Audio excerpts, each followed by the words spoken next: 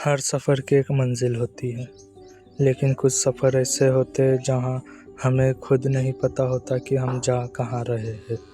उस दिन भी हम बस निकल पड़े थे। सामने था एक अनजान सा रास्ता, चारों तरफ जंगल और ऊपर घने बादल, और हम दो। ना कोई फिक्स प्लान, ना पता था कि आगे क्या मिलेगा। बस एक चीज़ पता थी कि आज इस रास्ते को पूरा देखना है। और हमें क्या पता था कि अनजान सा रास्ता हमें ले जाएगा ऐसी जगह जिसे हम शायद कभी नहीं भूल पाएंगे।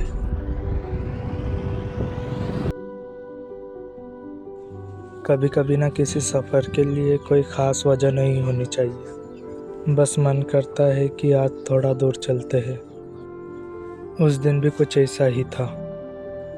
चारों तरफ बादल थे, हवा में बारिश की खुशबू थी और सामने था एक अनजान रास्ता। हमें नहीं पता था कि आगे क्या मिलने वाला है। बस हम दो थे, एक बाइक, एक कैमरा, और इस जंगल को थोड़ा और करीब से देखने की जल्दी। शायद इसी को सफ़र कहते हैं, जहाँ मंजिल से ज़्यादा खूबसूरत होता है उस तक पहुँचने का रास्ता।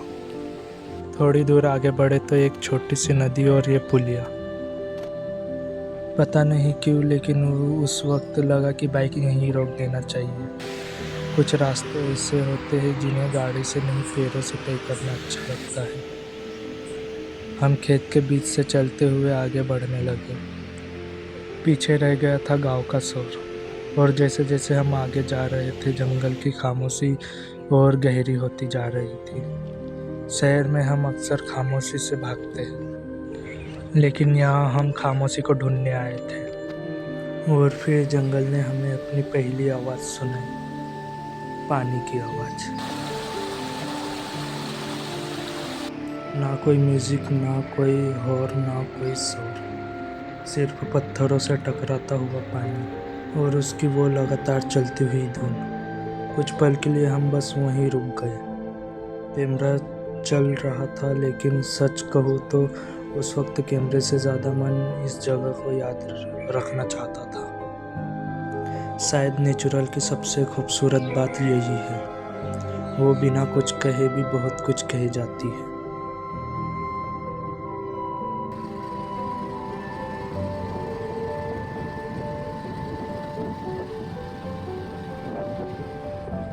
जंगल के अंदर बढ़ते बढ़ते अचानक सामने का नज़ारा बदल गया।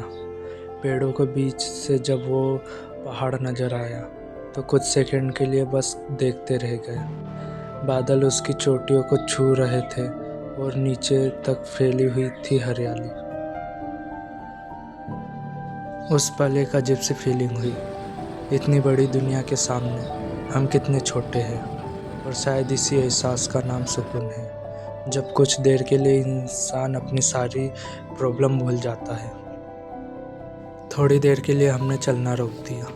कोई जल्दी नहीं थी, बस आसपास देख रहे थे, इन पहाड़ों को, मिट्टी को, हवा को।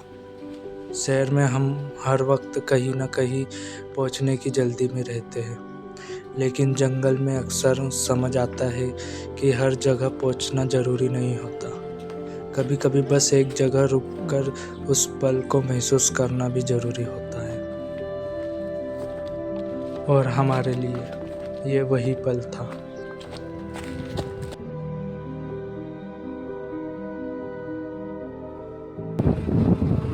सफ़र हमें धूलीघाट की तरफ ले आया, और यह आकर जंगल की खूबसूरती के साथ एक पुरानी कहानी भी सामने थी। यह पुराने रेलवे ब्रिज के पत्थर आज भी यहीं खड़े हैं। कभी इनके ऊपर ट्रेन गुजरती होगी, लोग सफ़र करते होंगे, आवाज़ें होती होंगी, लेकिन वक्त बदलता गया। आज वही जगह नदी की आवाज़ सुनाई देती है। पत्थर पुराने हो गए, रास्ते बदल गए, लेकिन कुछ कहानियाँ जगह छोड़कर नहीं जाती।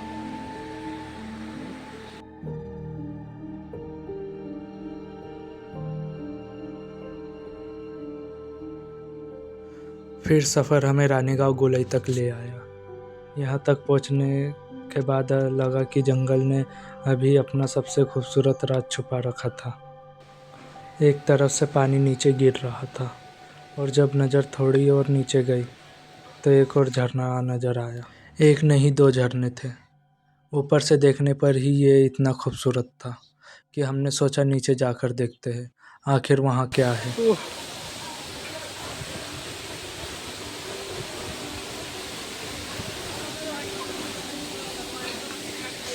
और जब हम नीचे पहुँचे तो समझ आया कि ऊपर से जो खूबसूरत लग रहा था नीचे से वह इतना बड़ा है।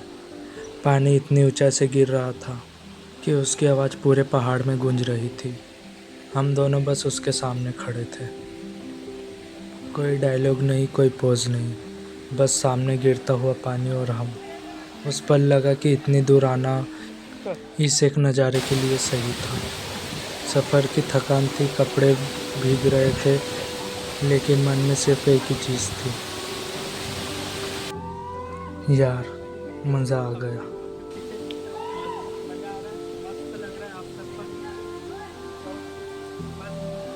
धन्यवाद वीडियो में बनने के लिए, धन्यवाद।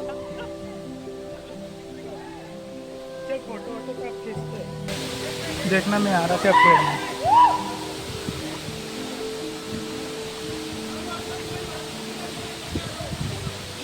नीचे के ऊपर तो नहीं, ठीक है। आप फोटो आ रहा, ओके करूँ? ओके करना, कर दिया ओके।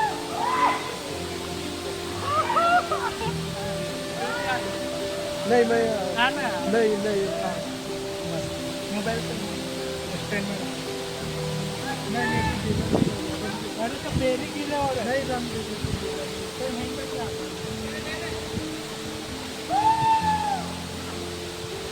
अपन तुम खा ले।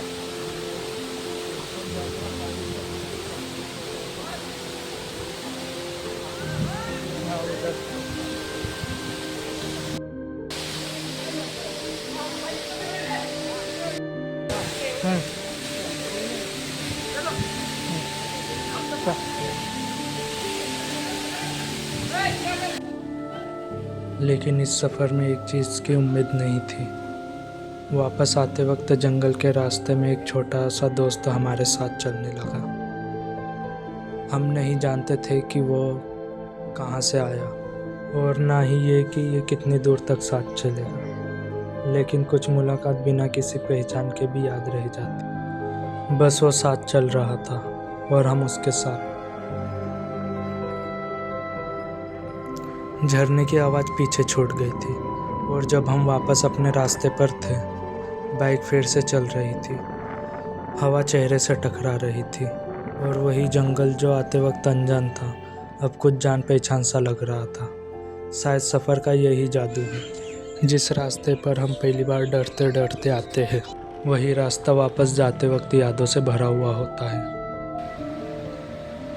पुल पीछे छूट रहे थे, पहाड़ पीछे छूट रहे थे, लेकिन जो देखा था वो हमारे साथ जा रहा था।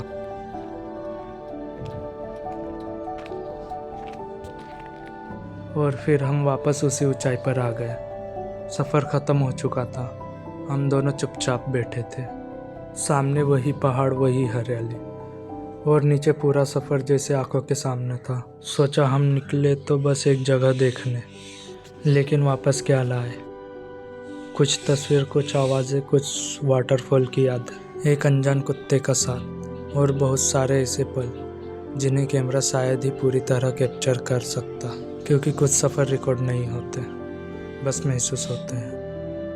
और शायद इसीलिए हम सफ़र करते हैं, मंजिल तक पहुंचने के लिए नहीं, बल्कि खुद को थोड़ा और समझने के लिए। आज का सफ़र यहीं ख़त्म होता है, लेकिन पहाड़ों के बीच गुजरे हुए पल शायद बहुत देर तक हमारे साथ रहेंगे।